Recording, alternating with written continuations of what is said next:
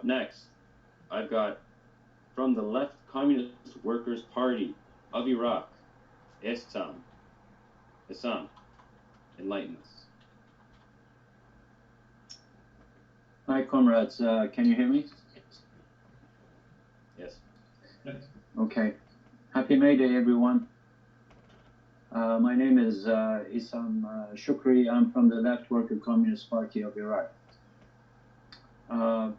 Back in the day, in 2001, 2002, I worked and we fought together against the war on Iraq. In Toronto, we rallied together. Things have changed dramatically since then.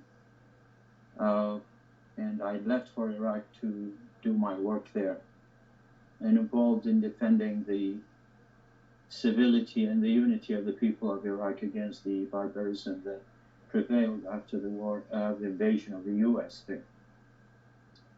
Today I send my comrades comradely greetings from my comrades in Iraq, from the working people in Iraq, from the toilers of Iraq and elsewhere.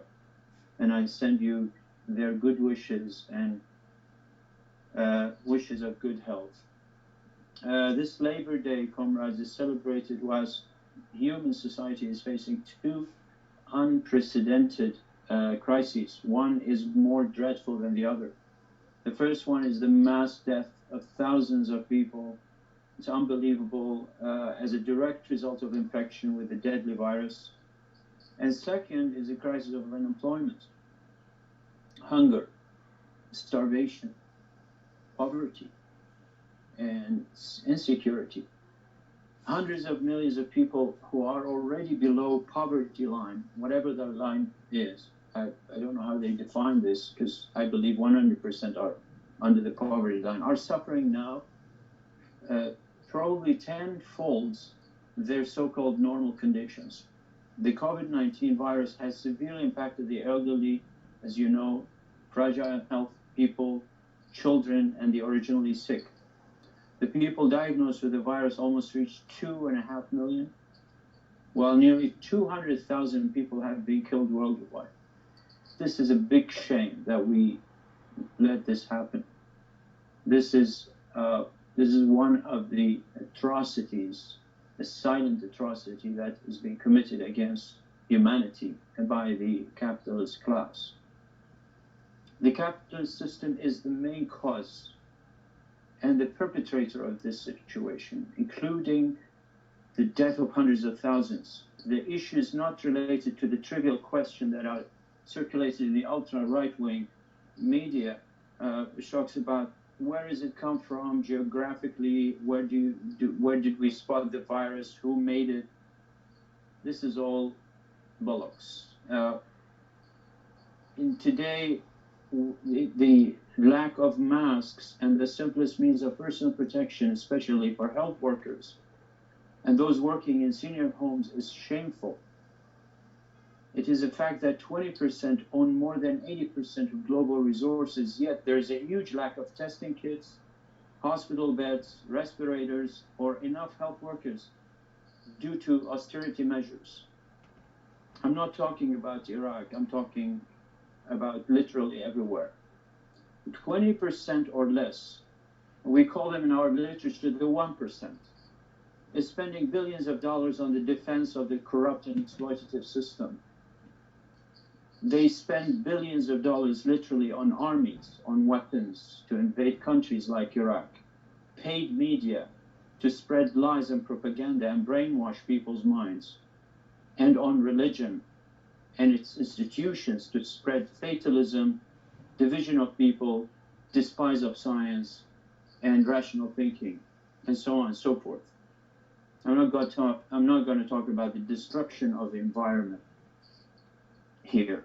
Rather than asking who spread the virus or from where did it originate, or increase racial hatred and bigotry as they wish to do, the real question is, as workers are asking, according to what system does this happen? Under what conditions? Who created these conditions? Why isn't there enough protection? Why aren't there enough beds for the sick people? Why nurses have to make this inhumane choice, who to die and who to live?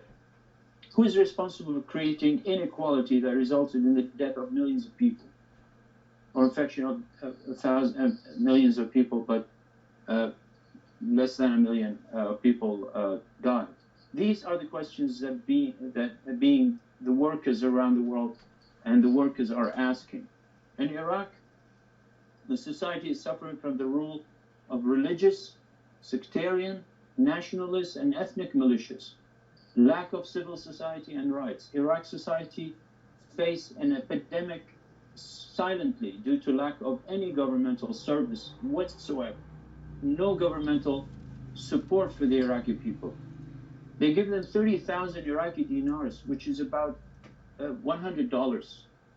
$180 a month for a family, and are forced to stay home with no income. In addition to the risk of COVID-19, in addition to the lack of proper hospitals, modern and equipped healthcare facilities, efficient equipment, healthcare trained workers, we lack that in Iraq. Iraqi people have nothing like that. If you see the hospitals in Iraq, you would be surprised. After 17 years of invasion of Iraq, they put the beds on blocks of concrete to stand. Issam, sorry. I regret to inform you, if you could wrap it up, please. Sure. Our party, comrades, believe that the overthrow of the capitalist system must be placed at the top of the priorities of the struggle of the working class in Iraq, Iran, and all over the world. We call upon all freedom-loving forces in society, the socialists, the communists, egalitarian, all secularists, and those who believe in equality of women and men. This is a very big point in Iraq, to stand up and confront this barbaric system. Comrades, I have a lot to say.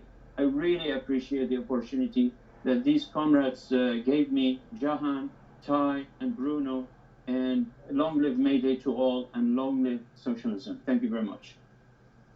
Thank you, Issam. Yes, and it's true. It's 5 minutes is nowhere near enough to get the valuable information we need from the perspectives of the different speakers. It's unfortunate, but it's also a good problem to have, because we have so many speakers. And the perspectives coming from the socialist perspective, coming from Iraq, is precisely what we needed here.